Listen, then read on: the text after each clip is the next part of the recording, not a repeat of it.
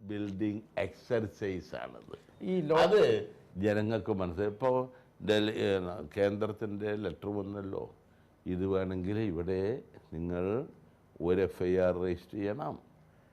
ഈ Delhi police special police act section 6 അനുസരിച്ച് ഇവിടെ രജിസ്റ്റർ ചെയ്ത കേസും FIR ഇട്ട കേസും മാത്രമേ ട്രാൻസ്ഫർ ചെയ്യാൻ പറ്റൂ. ഇവിടെ FIR ഇടാത്ത കാലത്തോളം കേന്ദ്രത്തിന് എടുക്കാൻ പറ്റില്ല. അപ്പോൾ ഈ പറയണിയിൽ ഒരാത്മാർത്ഥതയില്ല VS അച്യുതാനന്ദന് എന്ന് മാത്രമല്ല, പിണറായി വിജയനും അതുപോലെ ഡോക്ടർ തോമസ് ഐസേക്കനൊക്കെ അറിയാം ഇത് ഇങ്ങനെ ഒരു കേസ് ഇവിടെ രജിസ്റ്റർ FIR ഇട്ട് CBIക്ക് വിട്ടാൽ കുഴപ്പമാണ് എന്നവർക്കറിയാം. എന്താ അവരെ ഇമേജ്? വിജയൻ മന്ത്രിയായിരിക്കുന്ന കാലത്ത് 374 അഴിമതി. ആ അഴിമതിയെക്കുറിച്ച് CAG പറഞ്ഞു, വളരെ ക്ലിയറായിട്ട് CAG പറഞ്ഞു. CAG പറഞ്ഞിട്ട് അതിനെക്കുറിച്ച് അന്വേഷിക്കാൻ ഗവർണർ ഒരു ഓർഡർ ഇട്ടു. അതായത് മന്ത്രി ആയിരുന്നത് കൊണ്ട് ഗവർണറെ അനുവാദം വേണം. ഗവൺമെൻറ് കൊടുത്തു. കോടതി തീരുമാനിക്കട്ടെ എന്ന ഗവർണർ കൊടുത്തു. അതിനെ ചോദ്യം ചെയ്തിട്ട് ഈ പറയുന്ന അഴിമതി വിരുദ്ധൻ എന്ന് അവകാശപ്പെടുന്ന അച്യുതാനന്ദൻ്റെ സർക്കാർ ഇന്ന് സുപ്രീം കോടതി കേസ് കൊടുത്തിരിക്കുക. വിജയൻ്റെ പേരിൽ കേസെടുക്കാൻ പാടില്ല, ഗവർണർ ഇത് തള്ളിക്കളയണം. ഇങ്ങനെ ഒരു ഗവൺമെൻറ്, ഒരു മുഖ്യമന്ത്രി ഇന്ത്യ രാജ്യത്തിൻ്റെ ചരിത്രത്തിലുണ്ടായി.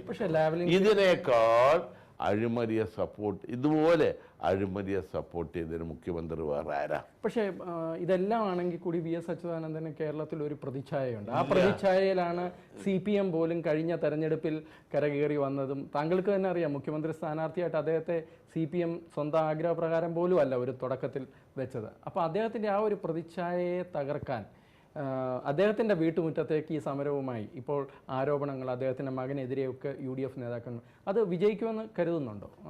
സംശയമുണ്ട്. ജനങ്ങൾക്ക് അറിയുന്നതല്ലേ, ഇദ്ദേഹം ഇത്ര വലിയ അഴിമതി വിരുദ്ധനാണെങ്കിൽ എന്തിനാണ് ആ കേസ്?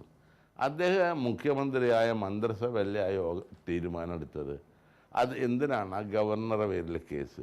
വിജയൻ കുറ്റക്ക് 374 കോടിൻ്റെ അഴിമതി ഉണ്ടെന്ന് പറയുന്നത് CAG 2G സ്പെക്ട്രം കേസിനെ കുറിച്ച് പറഞ്ഞ CAG പറഞ്ഞതൊക്കെ ശരി, വിജയനെ കുറിച്ച് പറഞ്ഞതൊക്കെ രാഷ്ട്രീയം.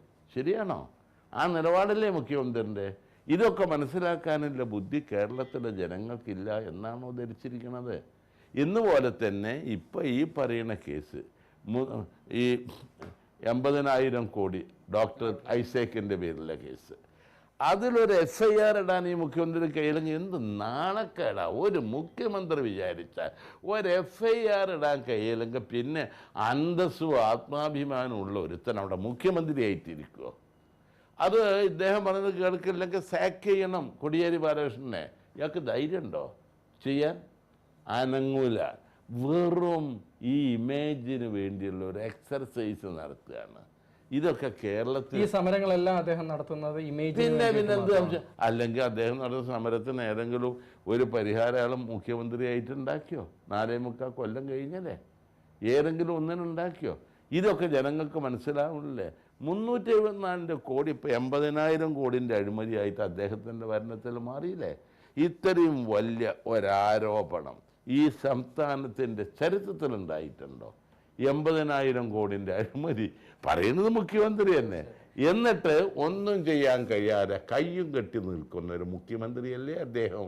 ഇതുപോലൊരു മുഖ്യമന്ത്രി കേരളത്തിലല്ല ഇന്ത്യ രാജ്യത്തുണ്ടായിട്ടുണ്ടോ?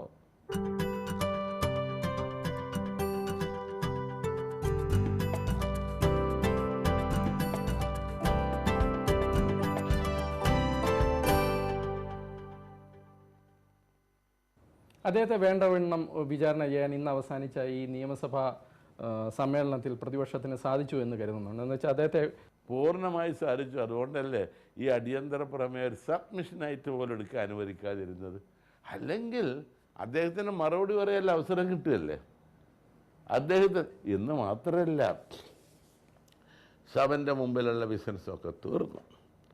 സഭ അനിശ്ചിതകാലത്തേക്ക് പിരിയണം എന്ന പ്രമേയം അവതരിപ്പിച്ചിട്ട് പിന്നെ ഒരു പ്രസംഗം നടത്തി തൻ്റെ ലൈൻ വിശദീകരിച്ച ഒരു സംഭവം കേരളത്തിൻ്റെ അല്ല, ഇന്ത്യൻ പാർലമെൻ്ററി ഡെമോക്രസിയിലുണ്ടോ? അദ്ദേഹത്തിന് ഞങ്ങളെ പേടി, അതുകൊണ്ട് ഇത് അനുവദിക്കാൻ സമ്മതിച്ചില്ല. എന്നിട്ട് അതിന് ഞങ്ങൾ പോന്ന് ബിസിനസ് തീർന്നു, സഭാ നേതാവ് മുഖ്യമന്ത്രി ഒരു റെസൊല്യൂഷൻ മൂവ് ചെയ്താൽ പിന്നെ അവിടെ ഞങ്ങൾ ഒരു സംഭവവും നടക്കാൻ സാധ്യതയില്ല.